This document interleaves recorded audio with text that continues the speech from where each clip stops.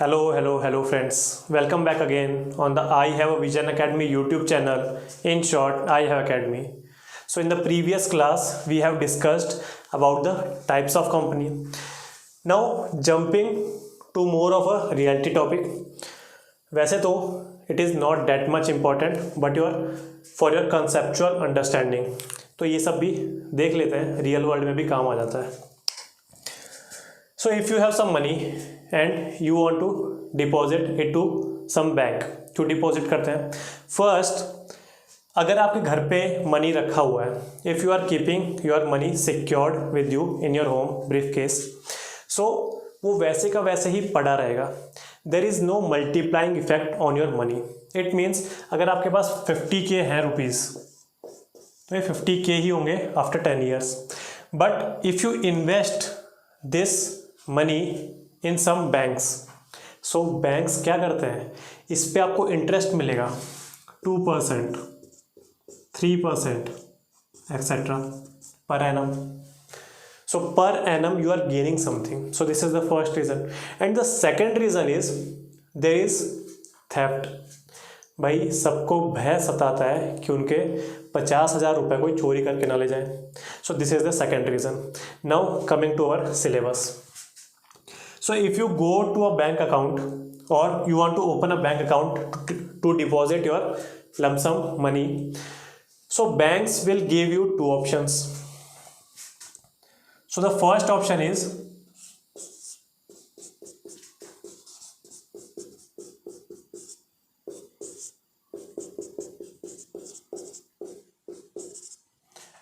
demand deposits. Word अच्छे से देख लीजिए, demand. Whenever you will demand your money back, banks have the duty to give it back to you. And the second is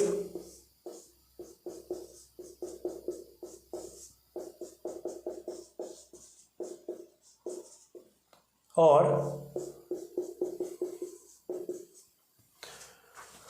time or term deposits. It means you have decided that I will keep this 50,000 money in my bank account for a fixed term. That term has been defined.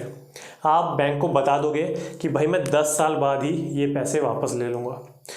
And on this money, on your deposited term deposit money, इसी पे bank कमाएगा क्या, उसकी income. कैसे? By giving loans in various projects. और जो उसको interest आएगा वो अपनी रुपए कमा लेगा और 10 साल बाद आपको आपके रुपए लौटा देगा. Understood? Now there is further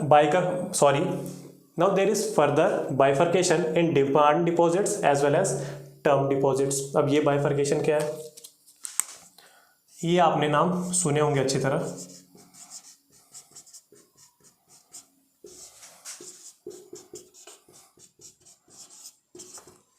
current and savings account. और यहाँ क्या आ जाते हैं, एफडी तोड़वा दो,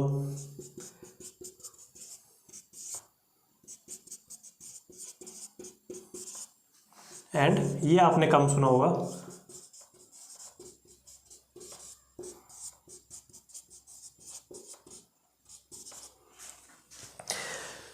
So term deposits have been bifurcated into fixed deposits and recurring deposits. Demand deposits have been bifurcated into current and savings. तो सबसे पहले यही देख लेते हैं, आसान है.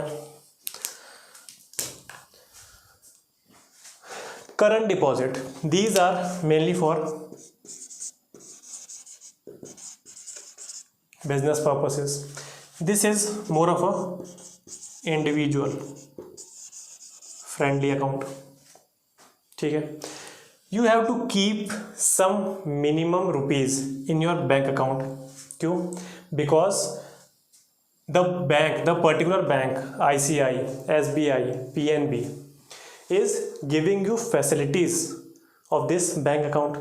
तो वो भी कुछ अपना चार्ज करेगा फीस, है ना. So there should be some minimum balance in your savings account to charge that service fees. In current account you have to pay some prepaid money to your account so that not RBI, जो भी bank की ये जो यहाँ काट ले रहा है ना वो बैंक अकाउंट से ही, सेविंग बैंक अकाउंट से ही, ये आप पहले से उसे दे दोगे ताकि आपको अपनी जितनी भी सुविधाएं मिल रही है in the current account they will keep on going. Understood? In current account there is no limit.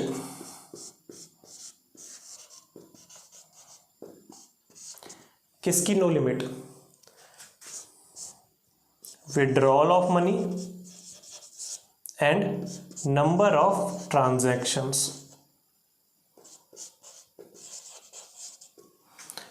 सो दोनों में ही कोई लिमिट नहीं है।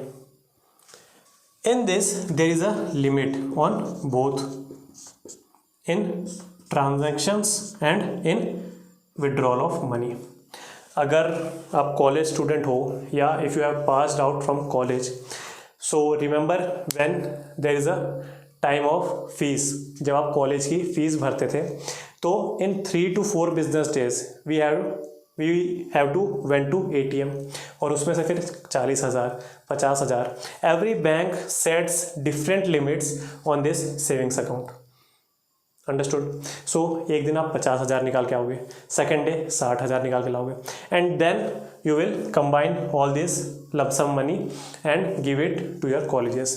सो वही चीज़ है ये सेविंग्स में, देयर इज अ लिमिट। अच्छा, डिमांड डिपॉजिट्स, जैसे कि नाम ही बता रहा है, as a name suggest, whenever you will demand your money back, the bank has the responsibility to give it back. So these are called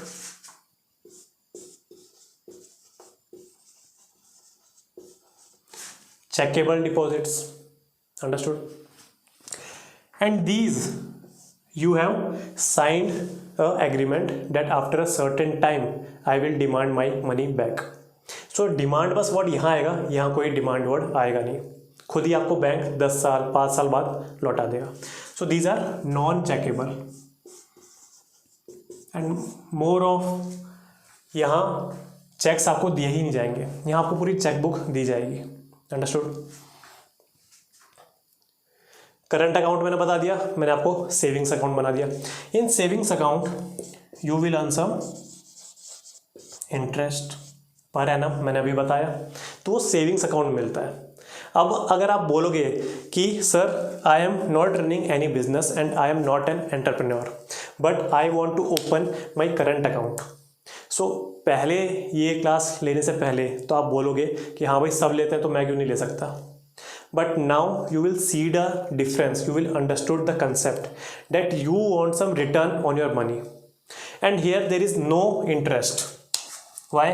Because ये जो सब बैंक सर्विस दे रहा है आपको, there is no limit of withdrawal of money, of number of transactions, कितना भी amount of money एक बार में आप विड्रॉ कर सकते हो. So these all kind of services are there only in business sector. कि भाई आपने कोई करोड़ों की डील साइन की है, लाखों की डील साइन की है, आपको शेयर्स कुछ ट्रांसफ़र करने हैं. अंडरस्टूड. सो इतनी सब सर्विस आपको दे रहा है, that's why it is not giving you any interest.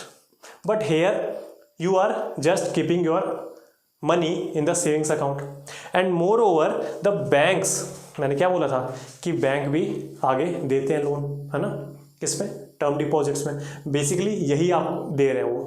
Understood. जो आपने 10 साल 20 साल की रुपए रखे हुए अपने बैंक अकाउंट्स में एज अ टर्म डिपॉजिट्स, वही वो आगे लोन सेंड कर देते हैं. अंडरस्टूड. तो जब बैंकिंग इतनी सेक्टर इतना बड़ा हो जाता है तो वो कुछ डिमांड, ये जो डिमांड डिपॉजिट है, इसका सेविंग्स अकाउंट है, इसमें से भी मनी वो दे सकते हैं. Why? Because there is some backing of money. अगर आपके पास पड़े ही अकाउंट में, सॉरी बैंक में आपके पास 5,000 करोड़ पड़े हैं, तो ऐसा बहुत ही रेयर चांस है, there is very less probability that all 135 crore people of India will demand their money back in a particular time. So ऐसा कभी नहीं होगा. इन रियलिटी नहीं होगा, प्रोबेबिलिटी है. So that's why we are earning some interest. Now jumping to the time deposit और term deposit. इसमें क्या है? FD. FD तो आपको सबको पता है. We have some lump sum amount of money. कितनी? मान लीजिए you have 10 lakh rupees. Now वही थेफ्ट, ये सब है। सो आपने क्या किया कि इसको फिक्स डिपॉजिट में डाल दिया, फिक्स डिपॉजिट में डाल दिया। अब आपको इंटरेस्ट आएगा थोड़ा सा,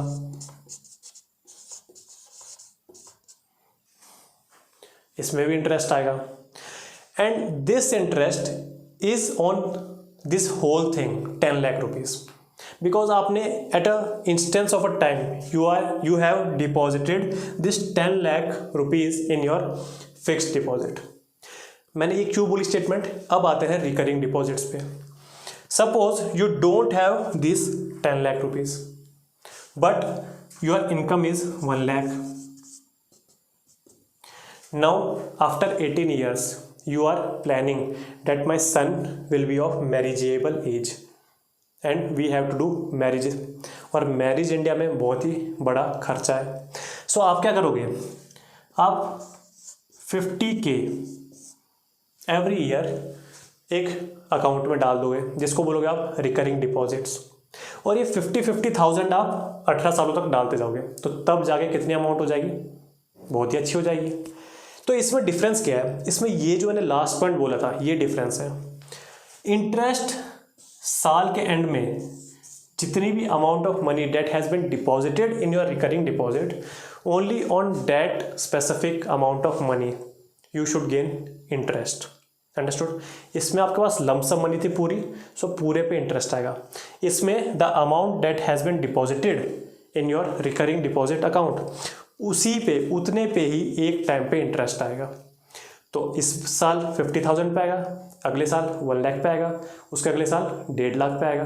अंडरस्टूड।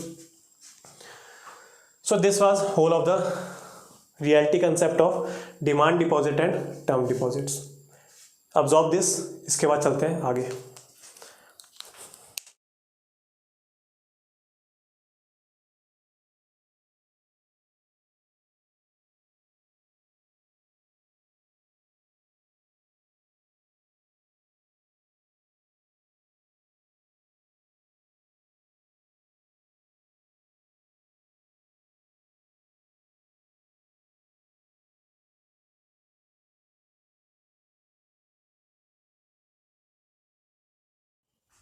बीच में एक छोटा सा टॉपिक है but that is not so much important. क्या है वो, नॉन रेजिडेंट इंडियंस के अकाउंट। अच्छा, एनआरआईज होते कौन है, हमने पॉलिटी में भी ये चीज़ पढ़ी हुई है। नॉन रेजिडेंट इंडियन, इसका मतलब at the end of the day he is citizen of India और इंडियन ओरिजिन का है वो, दैट्स वाई लास्ट में इंडियन है। Non resident it means it is not living in India. Understood. So NRIs के कुछ अकाउंट्स होते हैं 3 तरह के, ऑर्डिनरी अकाउंट, एनआरआई के external account and foreign currency account. So इतना ही याद रखना कि जो फॉरेन करेंसी एनआरआई अकाउंट होता है उसमें एनआरआई डिपॉजिट कर सकता है money only in the form of foreign currency, and the rest to external और ऑर्डिनरी अकाउंट्स ऑफ एनआरआई उसमें इंडियन रुपीज़ में उसे डिपॉजिट करना पड़ेगा। तो ये छोटी सी चीज़ थी non resident of Indian accounts के बारे में। Now our next topic is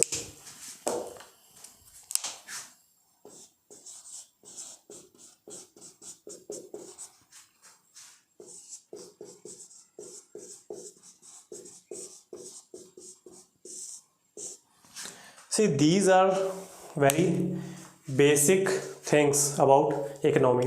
इसके बाद जब भी हम कोई स्कीम पढ़ेंगे या जब भी हम कुछ थ्योरेटिकल पार्ट पढ़ेंगे तो आपको बहुत ही कंसेप्चुअल क्लैरिटी होगी, and in the exam also if you don't know something about a particular thing, so common sense economy में बहुत लगती है। सो अगर आपके बेसिक स्ट्रॉन्ग होंगे तो आपका सब कुछ स्ट्रॉन्ग होगा। ठीक है, मनी सर्कुलेशन में देख लेते हैं।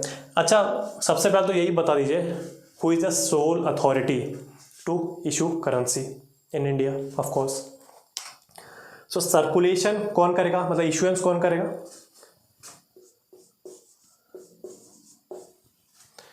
अब यहां से थोड़ी कॉम्प्लेक्सिटी स्टार्ट हो जाएगी। RBI is the monetary authority of circulation of money in India. Understood? कौन से एक्ट में? RBI act of 1934। गारंटर कौन है?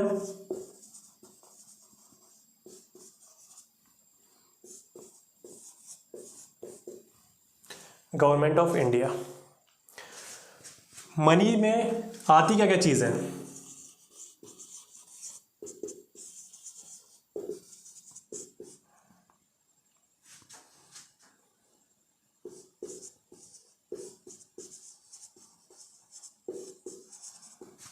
Coins plus paper notes. Coins में भी क्या क्या आएंगे?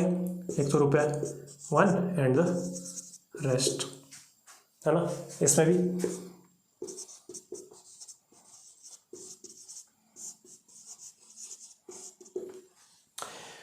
the complexity in this situation is this 1 rupee note and whole of coins is, it means this and this.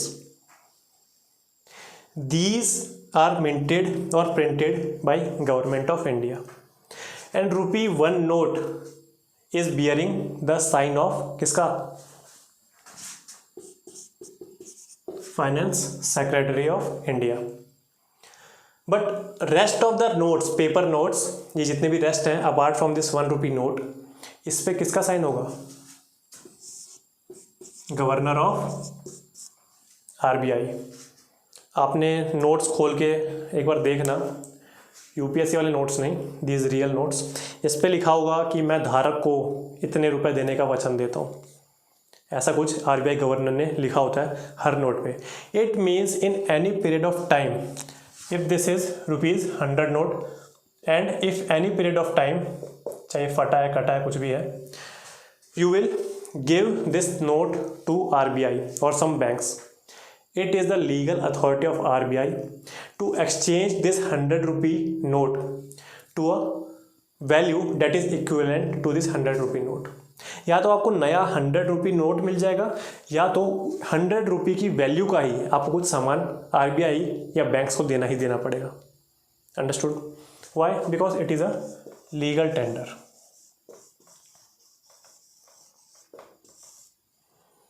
Understood? Fiat money भी बोल सकते हैं आप। Fiat money declared by the government in case of India, that is coins and paper notes.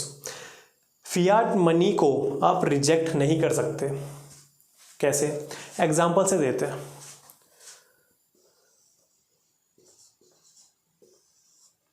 So this is none other than our auto rickshaw. ये है,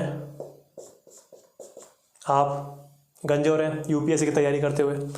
सो you are going from गेटोरनी to Karol Bagh. आप metro में चले गए, आप करोल बाग में उतरे and you have to go to a big coaching centre. तो फिर आपने ये ऑटो वाला देखा, आपने इसे 1-1 रुपए के 50 कॉइन देने सही लगा आपको, कि आपके पास पड़े थे एक्स्ट्रा, तो यू हैव डिसाइडेड टू पे this auto rickshaw for a ride, जो कि अभी तक आपने ली नहीं है, टू पे for this ride in 1 rupee coins. कितने? 50 कॉइन। ये ऑटो वाले ने मना कर दिया। सो फियाट मनी और legal tender money, yes you are giving a legal tender money, you are using a legal tender money, but अभी तक आपने राइड ली नहीं है। इसका मतलब ऑटो रिक्शा वाला अभी आपके लिए, आपको ड्यूटी देने से ही, सर्विस देने से ही मना कर रहा है। रुपया लेने से मना नहीं कर रहा, वो सर्विस देने से ही। This is all the legal terms. Understood? But एक बार अगर आपने बिना बताए कि मेरे पास जो पॉकेट में छन वजन है रुपए, आपने बोला सर ये मेरी पाया गर्लफ्रेंड के लिए और आप मुझे छोड़ दीजिए, तो अगर आप वो जाओगे और उसके बाद ये सारे रुपए आप उसको दोगे, so he can't reject this money. Understood? So fiat money की मैंने डेफिनेशन बता दी कि जो भी बियरर है रुपए का, अगर वो दूसरे को, लायबिलिटी होती है, आपने सर्विस ली तो आपकी लायबिलिटी है टू पे दिस ऑटो रिक्शा वाला। सो अगर इस लायबिलिटी को आप पूरा कर रहे हो, इस रेस्पॉन्सिबिलिटी को आप पूरा कर रहे हो with a legal tender of fiat money, so the auto rickshaw वाला can't refuse it. This is the definition of fiat money. Understood? So in India coins and paper notes are of और fiat money और legal tender money. अच्छा, अब इसमें एक और चीज़ आती है, limited legal tender and unlimited legal tender. It means जैसे हमने यही रिलेशनशिप ली, इसमें आपको मान लीजिए 50 रुपये देने हैं, मान लीजिए 10 रुपये देने, चलिए ठीक है, साइकिल रिक्शा ये आपको 10 रुपये देने हैं। सो coins acts as limited legal tender money. It means above a certain value of money आप कॉइन्स यूज़ नहीं कर सकते। जैसे कि अगर मैं एक अच्छा केस बताऊँ, अभी याद आ गया मुझे कि there was a case in I think New Delhi. उसमें क्या था, डिवोर्स केस था। So husband is putting some allegations on his wife characters and wife is reciprocating the same कि इसके बाहर अफेयर्स चल रहे हैं और ये सब। तो एक्चुअली में क्या हुआ वो तो पता नहीं है, बट कोर्ट डिसीजन किसके पक्ष में आया? ऑफकोर्सली वुमेन के। सो क्या किया हस्बैंड ने गुस्से में, वो शायद से इसमें था, रिटेल सेक्टर में था, तो उसने क्या किया, जितने भी उसके पास कॉइन्स पड़े थे, कुछ 1 करोड़ या 2 करोड़ की वो एलिमनी देनी थी वाइफ को, तो उसने सारे सिक्कों में भेज दिया। अब वाइफ को बोला बैठ के गिनो आराम से, और वो अपना निकल लिया। So wife has to go to again the high court और सुप्रीम कोर्ट, कोई भी था जो, तो उसके पास वापस जाना पड़ा। फिर उसको बोलना पड़ा कि sir this is not the legal tender money, मैं 10 रुपये तक तो एक्सेप्ट कर लूँगी, but he is giving me 1 crore of coins, ये तो मेरे को रखने की भी जगह नहीं है। So yes, coins are limited legal tender money, but paper notes, हाँ पेपर नोट्स आप दे दो 1 करोड़ के, आप चेक दे दो, आप पेपर नोट्स दे दो, तो वो ठीक है। यहाँ एक और चीज़ आ जाती है, चेक्स। सामने वाले ने जब तक एक्सेप्ट कर रहा है कोई बात नहीं, बट ये सब लीगल चीज़ें आ जाती हैं। सो चेक्स आप एक लीगल टेंडर मनी के रूप में एक्सेप्ट नहीं भी कर सकते हो। अंडरस्टूड? इसका मतलब if you are owning someone rupees in lieu of their services, so अब ऐसा नहीं ऑटो रिक्शा वाले को चेक काट के दे दो। अगर उसने चेक रिजेक्ट कर भी दिया, so it is not the violation in the court of law, क्योंकि वो लीगल टेंडर ही नहीं है चेक। अंडरस्टूड? सो ये रियल टर्म्स की, रियल थिंग्स की, रियल ज़माने की modern problems require modern solutions, वो चीज़ हो जाती है। 1 रुपीज़ नोट फाइनेंशियल सेक्रेटरी की साइन, रेस्ट RBI गवर्नर के साइन। मिंट कौन करता है 1 rupees and all the coins? Government of India. Coins as well as 1 rupee note, mint और प्रिंट कौन करेगा? Government of India. Rest RBI करेगी। Understood? मैंने अभी बोला from the starting of this topic कि मॉनेटरी अथॉरिटी तो RBI है। It means government is although minting and printing 1 rupee note as well as coins, but the responsibility of money supply और circulation of money is that of RBI। Understood? So मैंने आपको money बता दिया क्या होती है। Currency सुन लीजिए, this is equal term coins plus notes. Currency in circulation,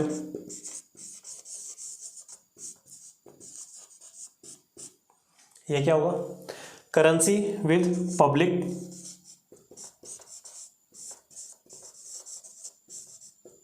plus banks currency. ठीक है? Now this currency with public is constituting the money supply.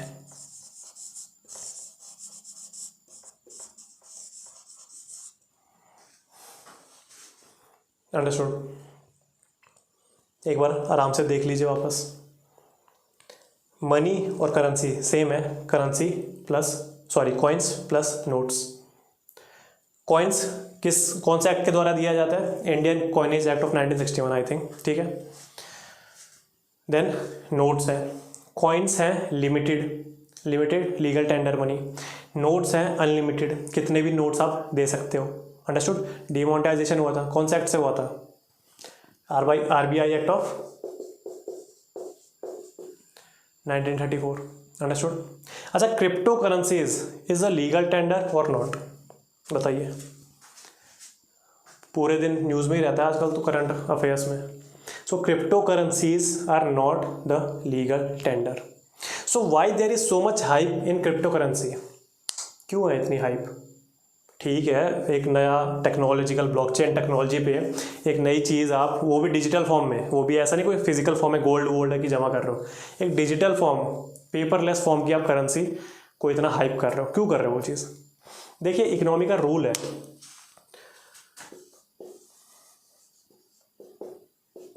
Which ever useless things, the most useless things but are of scarce resources, जो भी scarcity में है चीज़ें, चाहे कतई useless चीज़ें हों, उसकी डिमांड और वैल्यू बढ़ जाती है.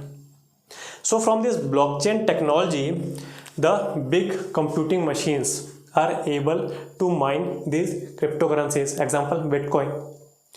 सो लिब्रा है एक, शायद से फेसबुक की है ना. So this big computers are mining these cryptocurrencies and these are limited in numbers. Only very big computers can mine these cryptocurrencies. So useless चीज़ें हैं एक नंबर की, but as there is scarcity in this, so that's why people want to keep in their treasures.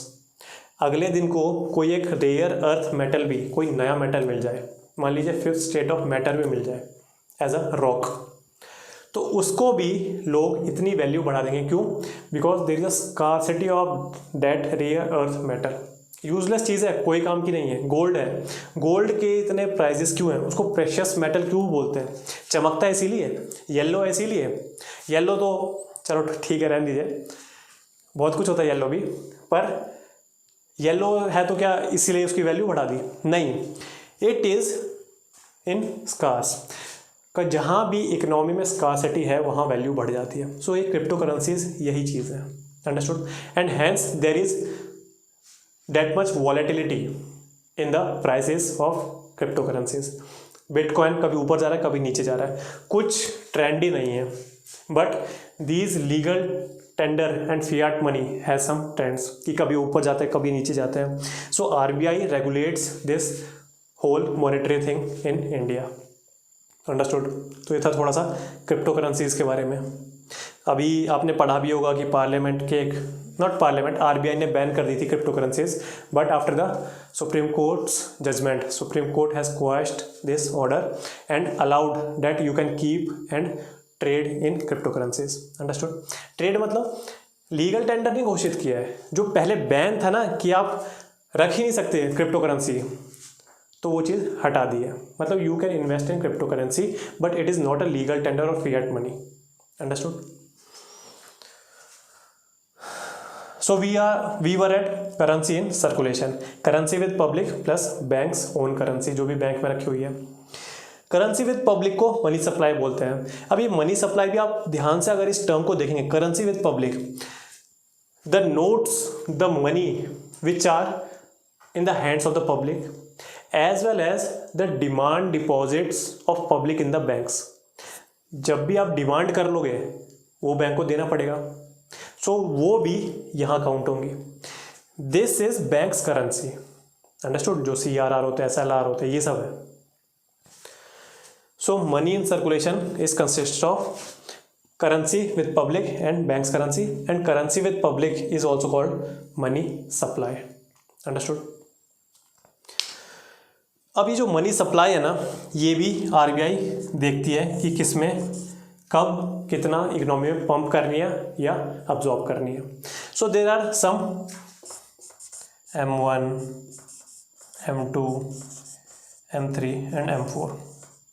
So these are some monetary aggregates. Understood? आपको screen पे इसकी definition दिख जाएगी. In one previous year question पूरा particular aggregates की definition ही पूछ ली थी, तो क्या पता वापस पूछ लें. So have a look on this particular aggregates, और मैं साथ साथ बताता हूँ कि ये क्या क्या है. देखिए M1 जो मॉनेटरी एग्रीगेट है, that is of most liquid assets. क्यों? क्योंकि करेंसी विद पब्लिक है एंड जो मैंने अभी बताया डिमांड डिपॉजिट इन बैंक्स है. So this is the most liquid asset you can get. As we go down the line the liquidity will be dampened. Liquidity कम होती रहेगी M2, M3 एंड M4 में. M1 and M2 are called narrow money supply. M3 and M4 are called broad money supply. There is another monetary aggregate that is MO या M not.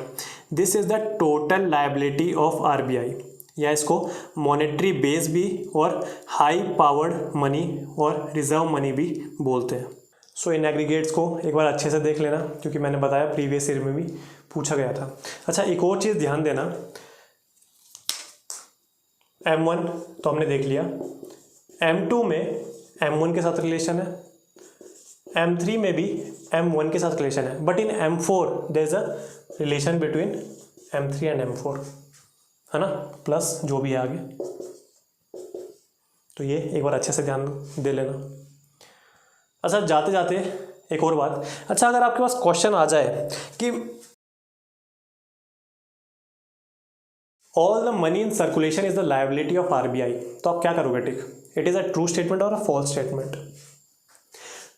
ये जो छोटी छोटी intricacies होती है ना, ये मॉक टेस्ट से आ जाएंगी आपको समझ. और मॉक टेस्ट कौन करवाएगा? आप खुद भी कर सकते हो, या तो इसी चैनल पे रोड टू प्रीलिम सीरीज़ भी है, आती रहती हो धीरे धीरे, तो इससे भी आप सॉल्व कर सकते हो. So this is a wrong statement. क्यों? बिकॉज एक छोटी सी टर्म यहाँ देखिए, one note and coins. So RBI is for sure is the monetary authority, but जो वो प्रिंट करेगा उसी की तो लायबिलिटी लेगा. ये 1 रुपी नोट और कॉइन्स की कौन लायबिलिटी लेगा? Government of India. Understood? So ये रॉन्ग स्टेटमेंट थी.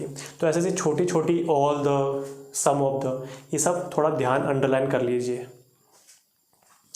एक और चीज़ जाते हुए, coins and paper notes, these does not have any intrinsic value. Now what does this line signifies? इसका मतलब है उसकी जो मटेरियल की वैल्यू है, कॉइन मान लीजिए एल्यूमिनियम का बना है, so the value of this material of which the coin has been manufactured, इसकी कोई वैल्यू नहीं होगी. इसका मतलब ऊपर जो ये 1 ये सब लिखा हुआ है, इसको आप मिटा के पूरा एकदम नील बटा सन्नाटा करके ऐसे का ऐसे थप्पा मार के ले जाओगे अगर RBI के पास, सो वो इस कॉइन को फेंक देगा आपके नाक के अंदर. अंडरस्टूड?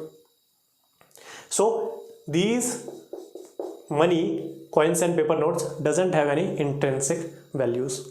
पहले क्या होता था कि जैसे कॉइन और ये पेपर नोट बनाते थे ना, तो जैसे कभी गोल्ड कॉइन्स हो जाते थे, या तो जब ये पहले 5 रुपये का कॉइन आता था, देखते हो आप कितना मोटा कॉइन था वो एल्यूमिनियम का. सो उस 5 रुपये की वैल्यू से ज़्यादा उसकी जो मटेरियल की वैल्यू है, अगर आप वो एल्यूमिनियम पिघला दोगे 5 रुपये वाला, वो 10 रुपये में बिकता है. अंडरस्टूड? तो यहाँ तो दिक्कत हो जाएगी, सब मनी यूज़ ही नहीं करेंगे, सब पिघालते रह जाएंगे. समझ रहे हो बात? सो ये जो शायद से इसको डिबेसमेंट बोलते हैं, एक बार देख लेना जाके, कि मटेरियल कम कर देना, मटेरियल की वैल्यू कम कर देना, ताकि ये 5 रुपये की जो वैल्यू है वो बढ़ जाए, ना कि मटेरियल की value. That's why these doesn't have any intrinsic values. तो एक छोटी सी लाइन और याद कर लेना. आज के लिए इतने ही रखते हैं. अगली भी बहुत ही कंसेप्चुअल क्लास होने वाली है, जिसमें हम मनी मल्टीप्लायर पढ़ेंगे, रिजर्व डिपॉजिट रेशियो पढ़ेंगे. So these all kind of things we will go on. तब तक के लिए अगर आपको अच्छा लग रहा है, if your concepts are getting clear, please like this video, share it with your friends and subscribe to I have academy YouTube channel. तब तक के लिए गुड बाय, जय हिंद.